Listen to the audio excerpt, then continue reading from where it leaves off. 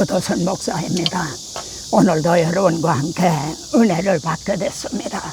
오늘 여러분을 야외로 모셨습니다. 저도 이렇게 간편한 복장으로 오늘은 사도 바울이 선언한 유명한 선언 4가지를 여러분과 함께 공유하고자 합니다. 바울이 선언한 것을 우리들이 이걸 공유하자는 거죠. 바울이 선언한 것이 어떻게 4가지 뿐이겠습니까? 그런데 그 중에서 4가지만을 간추려서 우리가 이걸 공유하기를 원합니다. 첫 번째 말씀은 고린도후서 12장입니다. 거기에 보면은 사도 바울이 자기 몸에 가시가 있다. 가시는 찌르는 거죠. 그런데 그거를 사탄의 사자라 이렇게 말하죠. 그 가시가 뭔지 성경은 밝히고 있질 않습니다. 그러나 그거에 몹시 괴로웠던 거는 분명한 거죠. 그래서 가시라고 말하는 거죠. 그런데 사탄의 사자라고 얘기를 합니다. 근데 하나님이 자기에게 말이죠. 너무 자만하지 않게 하기 위해서 사탄의 사자를 주셨다. 그러니까 사탄의 사자를 가시를 주신 분은 하나님이시라는 거죠. 그런데 왜 사탄의 사자라고 그러는가?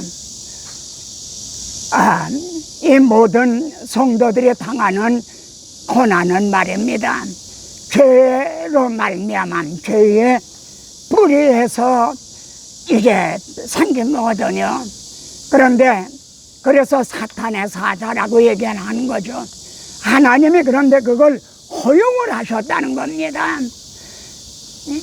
그 가시가 하나님으로 말미암아 발생한 것이 아니라 죄로 말미암아 발생한 것이지만 하나님이 그거를 허용을 하셨다는 거죠. 예를 들어 욥에게 사탄이 말이죠. 시험하도록 허용을 하던 말입니다. 그래서 사도 바울은 말이죠. 이들 자기에서 떠나가기를 3번이나 기도를 했다. 3번 기도가 1번 하고 또 1번 하고 아마 단순한 그런 3번은 아닐 겁니다. 예를 들어 철야를 하면서 금식을 하면서 3번 기도했다는 그런 뜻이 아니겠는가. 그런데 하나님께서는 의외로 말이죠. 내게 이르기를 그럽니다. 내게 이르기를. 그러니까 하나님이 말씀하셨다는 거죠. 하나님이 응답을 하셨다는 거죠. 그런데 사도 바울이 그 기대했던 거하고는 다른 응답인 거예요. 우리들이 간구한 대로 이루어지지 않으면은 하나님이 응답을 안 해주셨다. 이렇게 생각을 하잖아요. 근데 바울은 내게 이루시기를 응답을 해주셨다는 거죠. 그런데 뭐라고 응답했냐면은 이는 내 능력이 내게 족하도다. 그러시는 거예요. 그러니까 가시를 빼주시지 않겠다는 거죠. 왜냐하면은 이는 내 능력이 약한 데서 온전하여 줌이라. 이렇게 말씀합니다. 내 능력이 약한 데서 온전하여 줌이라. 이게 무슨 뜻인가요? 밤하늘에 말입니다. 이 낮에도 하늘에 별이 있어요. 근데 보이질 않죠. 왜요? 환하니까요. 밤에 깜깜해야 별빛이 빛나지 않습니까? 우리들이 이제 연약할 때 내 힘으로는 불가능하다. 이렇게 될 때에 비로소 하나님의 능력이 빛을 발한다는 거죠. 우리가 할 수 없습니다 할 때에 하나님은 이 일을 시작하신다는 거죠. 이것이 내 능력이 약한 데서 온전하여 줌이라, 이런 뜻인 거죠. 그러므로 바울은 말이에요, 도리어 크게 기뻐함으로 나의 여러 약한 것들에 대하여 자랑하리니 이는 그리스도의 능력이 내게 머물게 하려 함이라. 가시를 빼줄 거고 이제 능력도 떠날 거냐? 가시를 그대로 있는 채 이제 그리스도의 능력도 네 몸에 머물기를 원하느냐? 그래서 바울은 말입니다. 그러므로 내가 그리스도를 위하여 약한 것들과 능력과 궁핍과 박해와 권고를 기뻐하나니, 여기에서 우리들이 좀 조심해야 될 것이 있습니다. 나의 여러 약한 것이라 했을 때 이 약한 것은 말이죠, 과거에 내가 잘못했던 그런 것들을 의미하는 게 아닙니다. 내가 주님 일을 하는데 왜 이렇게 내가 능력을 받습니까? 왜 내가 이 복음을 전할 누리는데 왜 이렇게 궁핍합니까? 왜 이렇게 박해를 받아야 되고 이런 고난을 받아야 됩니까?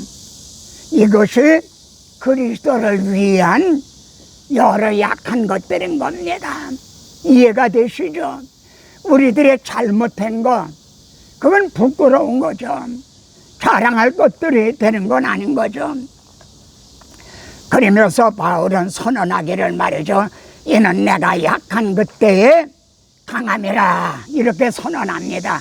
이게 바울의 첫 번째 선언이죠. 세상은 말이죠, 내가 약할 때 약함이라 이렇게 말하죠.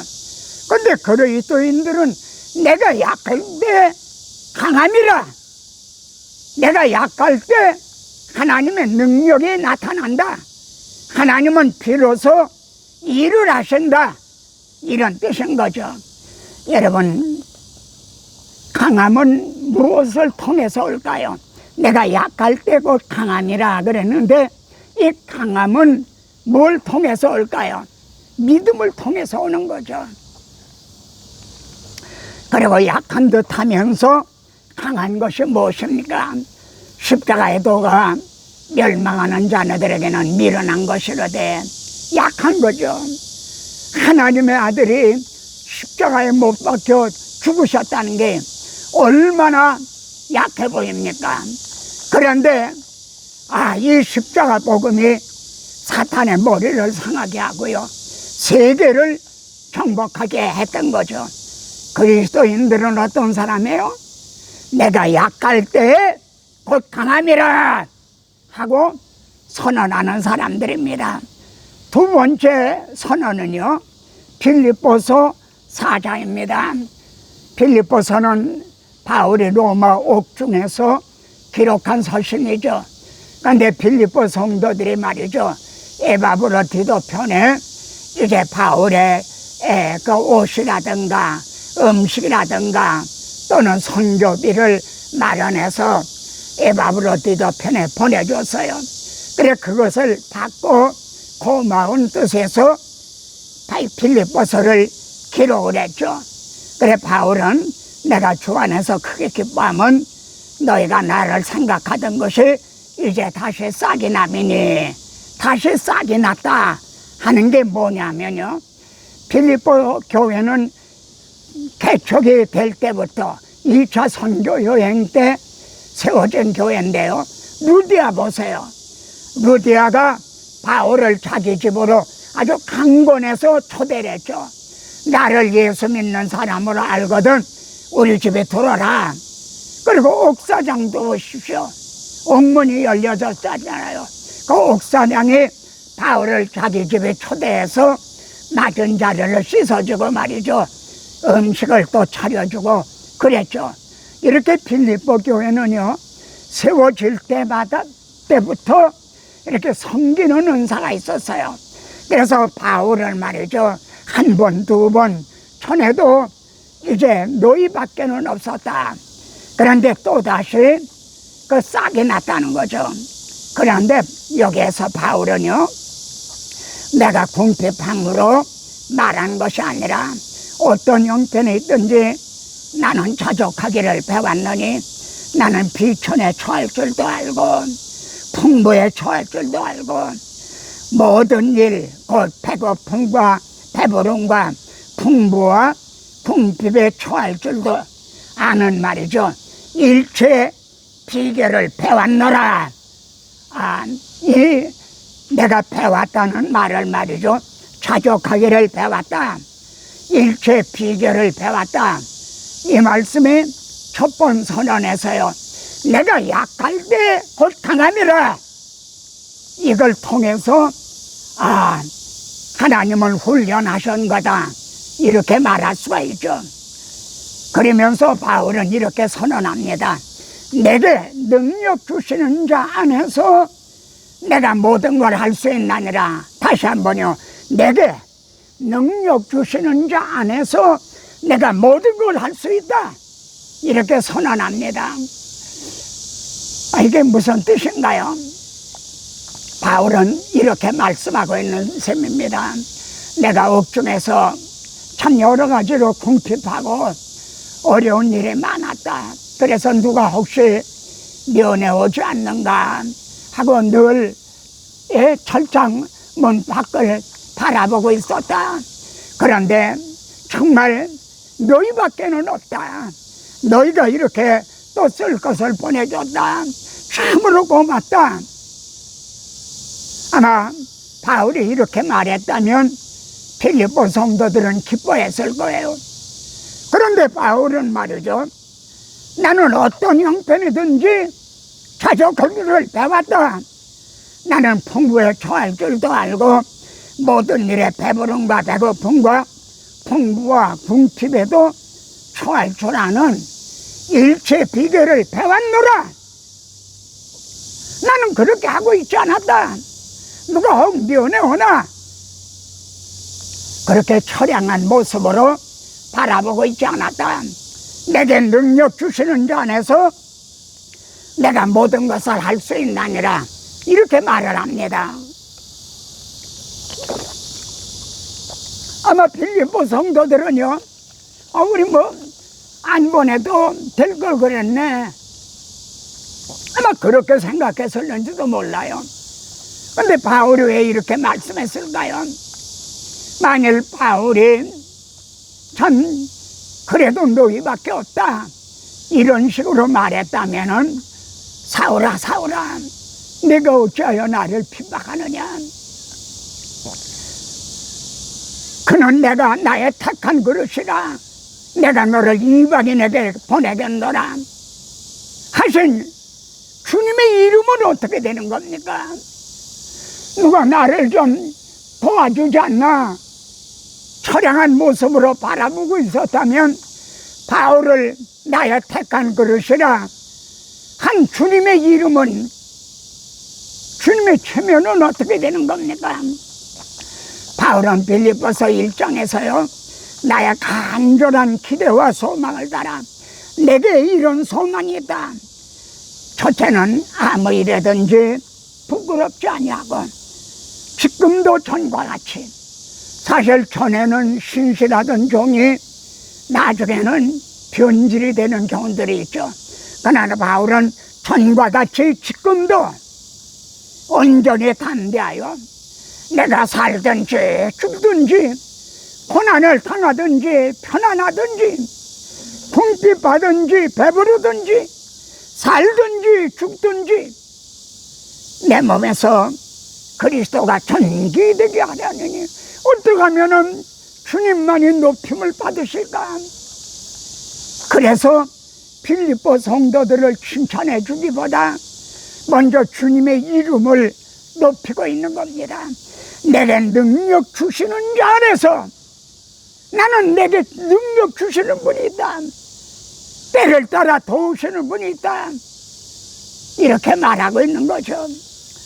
이렇게 주님의 이름을 높인 후에 4장 15절에 보면은 그러나 14절에 보면 그러나 너희가 내 괴로움에 함께 참여하였으니 살아야또다 하고 비로소 빌립보 성도들을 칭찬해주고 있는 거죠.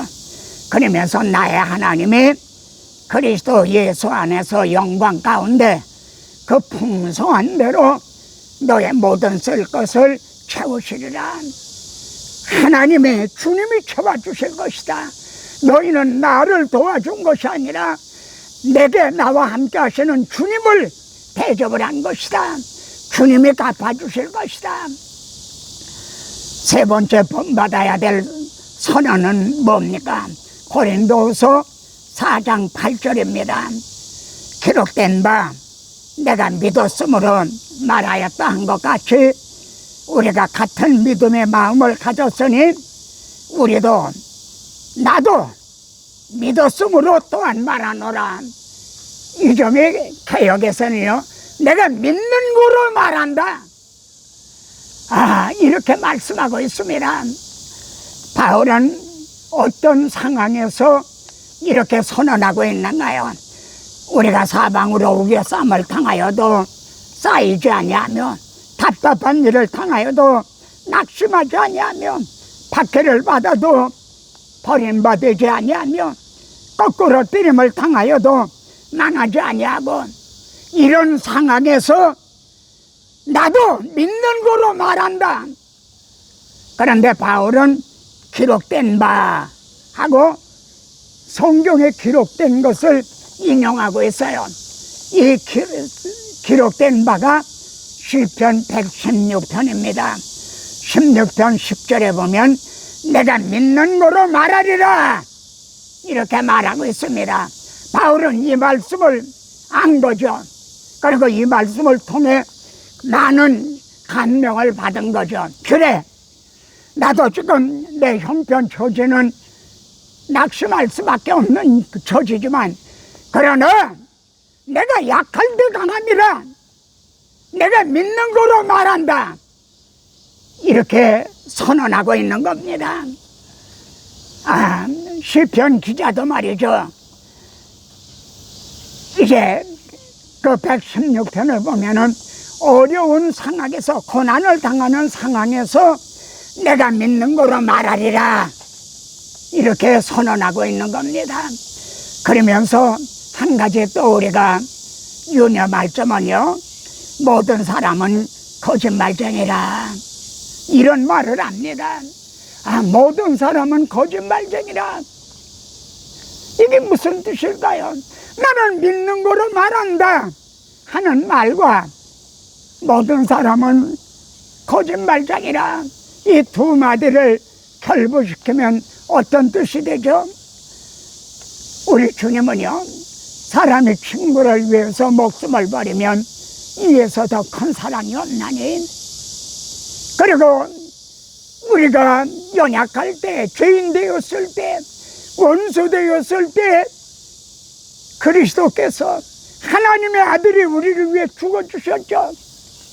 우리는 이걸 알고 믿는다고 고백하는 사람들이죠. 그런데 우리들의 삶을 보면 말이에요, 제가 지금 이 말씀을 전하는 저도 보면 맹숭맹숭하잖아요. 사실 눈물을 철철 흘리면서 감사와 감동으로 전해야 되는데 그러지가 못하다 이 말이에요. 이거는 모든 사람은 거짓말쟁이라 입으로만 주여 주여 하지 입술로는 나를 존경하지만은 마음은 내게서 멀도다. 정말 거짓말쟁이가 아닌가. 바울은요, 눈물의 사도였어요. 그래서 저는 바울에게 주셨던 눈물을 제게도 좀 주십시오. 그래야 제가 진실한 것 같습니다.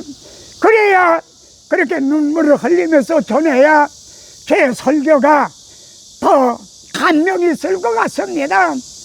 좀 눈물을 주십시오. 바울은 말입니다. 그래서 사람은 다 거짓되되 하나님은 참되시다 한지어다.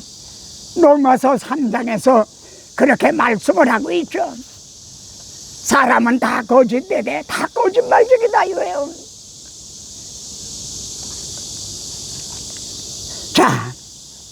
이제 네 번째 본받아야 될 선언은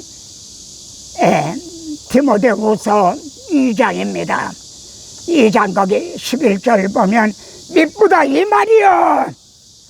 여러분, 이 선언이요, 사도 바울이 마지막 선언이라 할 수가 있어요. 순교당할 때 미쁘다 이 말이요. 하나님의 말씀은 참으로 믿을 만한 말씀이다. 진실한 말씀이다. 아마 이 말씀을 입으로 중얼중얼 고백을 하면서 사형대로 말이죠, 현장으로 갔을 거예요. 바울은 이 말씀을 가슴에 품고 이 말씀을 굳게 붙잡고 미쁘다 이 말이요, 이 말씀 위에 굳게 서서 순교를 당했을 겁니다. 바울은 계속해서 우리는 믿음이 없을지라도 믿을만 하지 못하다는 거죠. 우리들의 감정은 조석변이죠. 아침에는 좀 좋아하다가 저녁 때는 또 셀쭉하죠. 바라면 갈 때와 같죠. 그러나 주는 항상 믿으시니, 일양 믿으시니, 개혁은 그렇게 됐습니다. 우리는 이랬다 저랬다 하지만 하나님은 한쪽만, 일양 한쪽만 바라보시는, 언제나 항상 믿으시니 자기를 부인하실 수 없으시랴. 무슨 뜻입니까? 이 성경 말씀은요, 하나님의 약속의 말씀이에요. 근데 만일 이 약속의 말씀을 지켜주시지 않는다면 하나님은 자기 자신을 부인하는 게 되는 거죠. 하나님은 의로우신 하나님, 진실하신 하나님이 아니라 거짓말하는 하나님이 되시는 거죠. 그러므로 미쁘다 이 말이요, 하나님의 말씀을 믿는 것이 곧 하나님을 믿는 겁니다. 하나님의 말씀을 믿지 않는 것, 그것이 하나님을 믿지 않는 겁니다. 하나님의 거짓말하실 수 없는 두 가지가 있다는 거예요. 히브리서 6장에는 하나님의 거짓말하실 수 없는 두 가지, 변치 못할 일이 있다. 그게 뭡니까? 아브라함에게 내가 나를 두고 맹세하노니, 이게 첫째입니다. 맹세가. 두 번째는 내 자손으로 말미암아 천하 만민의 복을 받으리라 하신 메시아 언약입니다. 언약을 하시고 맹세로 보증하신 이것이 하나님의 거짓말하실 수 없는 이 두 가지 사실인 겁니다. 베드로전서 1장에서 베드로도요, 그러므로 모든 육체는 풀과 같고 그 모든 영광은 풀의 꽃과 같으니 풀은 마르고 꽃은 떨어지되, 여러분, 어떤 분들의 간증을 듣고 정말 많은 감명을 받고 은혜를 받죠. 그러나 간증에다가 여러분 믿음의 뿌리를 박으면 안 돼요. 그 간증은 할수록 보태지기도 하고요, 그렇게 믿을 만한 게 되지 못해요. 무슨 영업을 들었다, 뭘 환상을 봤다, 거기에다 믿음의 뿌리를 박아도 안 돼요. 미쁘다 이 말이요, 천지는 변해도 내 말은 변하지 아니하신 하나님의 말씀에다가 뿌리를 박아야 돼요. 오직 주의 말씀은 세세토록 있도다 하였으니 너희에게 전한 이 복음이 이 말씀이니라. 성경을 구속사적으로 한번 봐라. 하나님께서 죄가 들어오자 내가 하리라, 여자의 우선을 통해 네 머리를 상하게 하리라, 이렇게 원복음을 주시고 이 원복음을 어떻게 이루어오셨는가, 그것이 예수 그리스도를 통해 성경에 기록된 대로 다 성취되지 않았느냐. 오직 한 가지 약속만이 남았다. 그것이 곧 우리를 영접하러 다시 오신다는 재림의 약속인 거죠. 이를 통해서 우리가 죽어도 하나님 앞에 갈 거예요. 주님이 오시면은 이제 살아서 주님을 맞이할 것이요, 이런 확신을 갖게 되는 거죠. 여러분, 기독교가 뭡니까? 기독교는 역설입니다. 주님은요, 누구든지 자기 목숨을 구원하고자 하면 잃을 것이라, 구원하고자 하면 얻을 것이라 아니라 잃을 것이요, 누구든지 나와 복음을 위하여 자기 목숨을 잃으면 구원하리라, 얻으리라. 내가 약할 때고 강합니다. 기독교는 이처럼 역설인 거죠. 결론입니다. 예수 그리스도를 믿는 그리스도인 우리들은 어떤 사람입니까? 내가 약할 때 곧 강함이라 선언하는 사람들입니다. 그리고 어떤 처지와 형편과 상황에서도 내게 능력 주시는 자 안에서 내가 모든 걸 할 수 있다, 나는 모든 걸 감당할 수가 있다, 이렇게 선언하는 자들입니다. 그리고 내가 내 형편 처지를 보면 낙심할 수밖에 없지만, 기록된 바 내가 믿는 거로 말하였다 한 것 같이 나도 같은 믿음을 가졌다. 그러므로 나도 믿는 거로 말한다. 내가 무슨 백을 믿고 그렇게 큰 소리 치느냐? 하나님의 약속을 믿는 거로 말한다. 네 번째는요, 그래서 믿보다 이 말이요 하고 선언하는 자들입니다. 천지는 변하고 없어져요. 풀은 시들고 꽃은 떨어져요. 우리의 제 겉사람도 이렇게 늙어가지 않습니까? 그러나 변하지 않는, 시들지 않는, 쇠하지 않는 영원한 불변의 말씀이 있는데 그게 복음이에요. 믿보다 이 말이요, 이렇게 선언하는 사람들입니다. 성경은요, 이런 사람은 세상에 감당하지 못하느니라. 그리스도인들은 이런 사람들입니다. 아멘. 다음 시간에 또 뵙겠습니다.